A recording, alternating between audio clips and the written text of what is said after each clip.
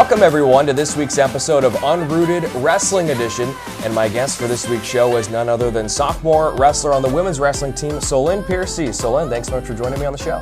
Thank you for having me. You're very welcome. Let's start by getting to know you a little bit better. The first thing to note about you, something you did a couple of times last year, but we haven't seen you do it this year, is you have a beautiful singing voice. You've sung the national anthem before some competitions before here at Menlo College. How did this begin for you? Well, I never really taken any singing classes or choir classes, but when I was little, I would listen to the radio and just self-teach myself, how to sing, copy artists that I hear. And believe it or not, I'm actually really scared and very shy when it comes to any type of performance. So I wanted to say that I started singing the national anthem for my judo club about 6 years ago. And it would be like an annual thing, and then I did a few performances at my school and a little bit at Menlo College as well. Why haven't we seen you do it this year? I was supposed to at the inter squad in, I believe, October, but I had a minor injury, and it was a last minute thing. They were trying to have me do it, but I was at the trainer's desk, so unfortunately, and then every other time I guess they just had the backdrop playing. Yeah. We can get you on board for some basketball games perhaps down the stretch. We got a couple of them left. That'd be pretty cool. I could be the guy to get you set for that. Just Thank saying. you. You know the right people here now. So another thing to point out with you, you're from San Jose, California. At least that's what you would call your hometown. But I've heard from Jovan last week. This makes me really happy. Your dad is from Salinas, just like I am. So now I have to ask, what do you really know about his hometown of Salinas? Well, I go to Salinas every so often to see my grandparents. They still reside over there. I know that it's much different from the city area. There's a lot of farming and agriculture over there. And I know they're home of like lettuce and vegetables. And it's funny because when I was like 15, 16, my grandfather took me out to his friend's farm, his ranch. And I'm driving this truck and I'm trying to learn how to drive and I'm running over like these row of cabbages.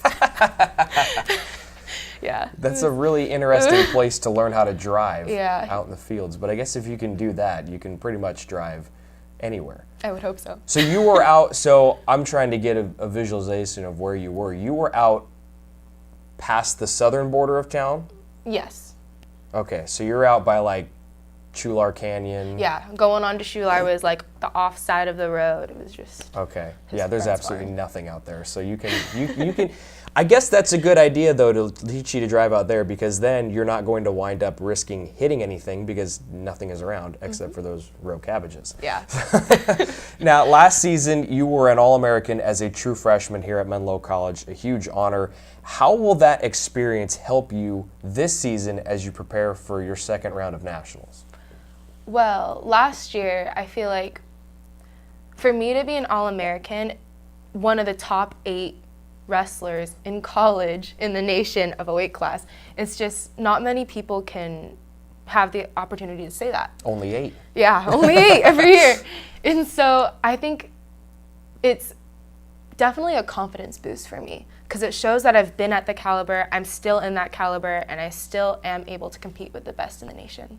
And so are a lot of your teammates as well. Definitely. And they're looking to show that off coming up here in a couple of weeks. So let's talk about the team a little bit. The regular season is now over. You wrapped it up with a home duel win against Southern Oregon. How much of a confidence boost does that give, not just you, but everybody else on the team as you head into nationals coming off a big win like that? So definitely my team is very, very excited. We didn't really perform to our expectations, but only because we set really high expectations for ourselves because we're the underdogs, we are determined, and we are set on being the national champs this year.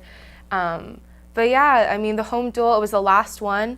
It hit the reality for us, like, oh, nationals is the next big thing. Yep. It's right around the corner. So all of us were giving it our all, and we had a hard week of practice going into the final week going into nationals, so we're all excited. I've been asking this question a lot to people on the show, but I'll ask it to you now. Like you said, you've been the underdogs all season long. How have you ladies turned that into fuel as you prepare for this final challenge? So at the beginning of the season, we were ranked 10th, and last year we actually placed 5th. So we all felt really disrespected because we don't know who decided that we're going to drop down that low. But regardless, we kind of just pushed that aside. We were just focusing on us, you know, coming together as a team, pushing each other really hard in the room. So we know that we're the underdogs. We know that we're overlooked compared to the other teams, but we also know that we have every opportunity and capability to take it this year. When it comes to training for nationals, is there anything that you do differently from your regular routine when you're in competition every week? In regards to the team or individually? Both, individually and as a team. So for the team, our coaches strategically plan phases. So there's like phase 1 for the first 2 months, phase 2 going into winter break, and then phase 3. Now this year we have phase 3.5. Oh boy. So phase 3.5 is pretty much the past 3 weeks going into nationals. We pretty much just go at it. We go hard. It's literally like a scrap fight every single day we come into the room. And pretty much we're just trying to build up our conditioning, building up our confidence, just constantly pushing the pace. So yeah. In regards to me, I do a lot of mental preparation just because, you know, nationals is coming up. It's a big deal. Yeah. But yeah, I just stick with my game plan. I just remember what I've been doing all season and just trust in my ability. And talking about how deep this team is, from top to bottom, really doesn't seem like there's any weaknesses on this women's wrestling squad. It might very well be the best one Menlo's ever seen because you guys are ranked 4th in the nation and that's never happened before. How do you ladies come together, not only on the mat to get that number 4 ranking, but how do you come together and develop chemistry and bond as a group? Well, I believe we are the most family-oriented wrestling team out in the nation. Like, comparing ourselves to the other programs, hands down, we are a family. Like, we're all sisters.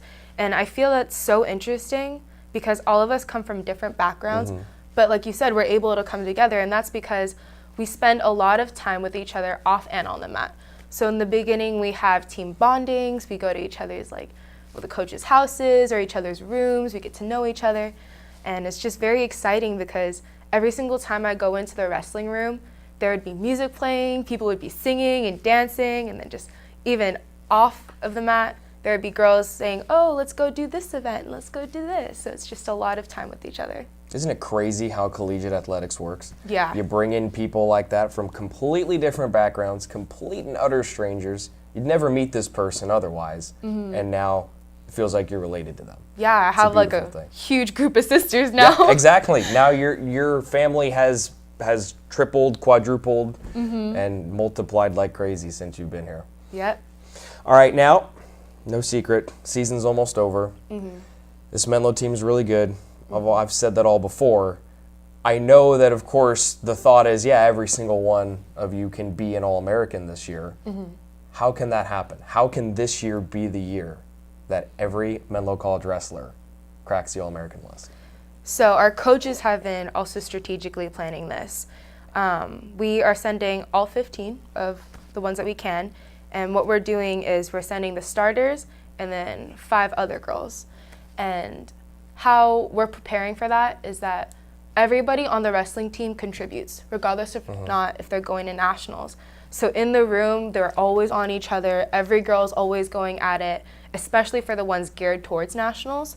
And I've seen everybody pushing the pace and doing every new move they can and just focusing and honing in. So definitely what we have to do is just come together as a team because we feed off each other's energy at tournaments. So if we're all just doing the same thing we usually do, supporting each other, being there for each other, and just giving it our all, I definitely believe all 15 of us can All-American this year. That would be incredible. That'd be amazing. That would have to, I don't think that's ever been done. Yeah, but we can do it this year. But Menlo College can be the first one to do it. Quick aside on nationals, Oklahoma City, what's your favorite part of that trip? Ooh. Or what was your favorite part, aside from wrestling last year?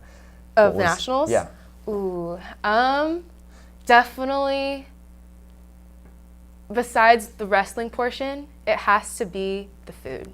I forgot what restaurant it is, but you can ask every other girl that went last year. There's this one barbecue place that we went to. I think it was in Kansas City. It was so good. there was like you went to Kansas City? Well, I think what happened last year was we flew into Kansas and then we like drove okay. there. But yeah, so I'm pretty sure it was in Kansas. I'm pretty sure. Not really, so I don't really remember. But I just remember this really good restaurant, and I love ribs. So I went to town. Everybody went to town. There was cornbread. There was all types of sides, all types of barbecue sauces. Everybody was so happy. We're all sharing, like, do you want some of this? Do you want some of this? Oh, let's get some more of this. Yes, please. Yeah. Give it all to me. Post weigh-ins. Yeah. Oh, yeah, for sure. Once you weigh in, just go at it. Yeah. I love food and I love barbecue. I've only been to Oklahoma City once. I was driving through and I went to a restaurant called Charleston's. Ooh. I don't know. I think there's multiple in Oklahoma City, but I don't know. I've never heard of it before. And I had the best chicken fried steak of my life. So if you're in the area, tell Coach Joy, hey, let's go to Charleston's. Brian said Charleston's is pretty good. Yeah, I mean, I've only been once, but, all I needed was to go once to know that place was incredible. Definitely. So you have a recommendation. Awesome. Although any barbecue place is really good. You're hitting it out of the park with that one. All right, Solin, let's get into the final segment of the show. It's called Brownie Bites. I'm going to ask you 3 random off-the-wall questions. You give me your best answers. And we're going to play an American Idol-related game here. Oh. So 3 singing-related questions, or loosely connected anyways. Question number 1. Which teammate would most likely butcher the lyrics to the Star-Spangled Banner? Ooh. It's difficult because I really don't hear a lot of my teammates just singing that often. I have to say that one will go to Nessa. Okay. Only because she was my roommate last year, and there will be times where she's playing her music out loud and she's really feeling it, and she's singing it, and then all of a sudden she kind of just misses a word, but she hums to the tune, and she's still feeling it. And then eventually she'll hop back on the lyrics, and she'll just fade in and out, but she'll be having a great time. So she'd be the one to hum the national anthem instead of when she gets off track? Okay. Question number 2, which teammate would be the meanest judge on American Idol? I would have to say Deonica. Why? Deonica is very straightforward, and she's very blunt. Like, regardless if someone wants to know the truth, she'll give it to you. And she has a very sharp eye for talent, so I would have to say she's the candidate for that one. So she's definitely the Simon Cowell of Menlo College women's wrestling. Yes. That's an interesting comparison. And then question number 3. If seen walking down the street, which teammate would most likely not know who Ryan Seacrest is? It's kind of embarrassing, but I would have to say it's me. You would not know who Ryan Seacrest is if you just saw him walking down the street. Yes. I know of him. I know his name. I know that he was the host and the talk show person of American Idol for so many seasons, but I've never really connected faces to names. And I'm not really good with celebrities or trends and stuff, so you can ask anyone on the team. They would be like, oh, did you know who this actor is? And no. you'd say no. Yeah. Fair enough. I'm kind of the same way, though I do know who Ryan Seacrest is, so I at least one-up you on that. But you have a shot at redemption because did you know Idol's coming back? Yes, I've heard about that for a while. I think it's already been showing, right? Has it? I think it's been. Oh, boy. Where have I been? See? I don't know either. I can't tell you 100%. Yeah. Proof. I'm just not connected with the young people of America anymore. And that's sad because now I'm getting old. No. Oh, well. Solin, thank you so much for joining me on the show. Had a great time. You're very welcome, folks. The women's wrestling team is off because they are preparing for nationals. That is coming up next weekend, the weekend of the 8th, 9th, 10th, and 11th of February. So stay tuned to menloathletics.com for information regarding that. Meanwhile, men's wrestling, they have senior night. That is coming up on Friday night, February 2nd, as they host Simpson University inside Haynes Prim Pavilion. The first duel set to begin at 7 o'clock p.m. along with the introduction of Menlo's seniors. We invite you to tune in to next week's show when Solin Piearcy will select the final interviewee of Unrooted Wrestling Edition with me, Brian Brownfield. Until then, we will see you next week. Good luck to Solin and all the wrestlers on the women's wrestling team at Nationals. Thank you. You're very welcome, and we will see you next week. Bye. This is what you came for.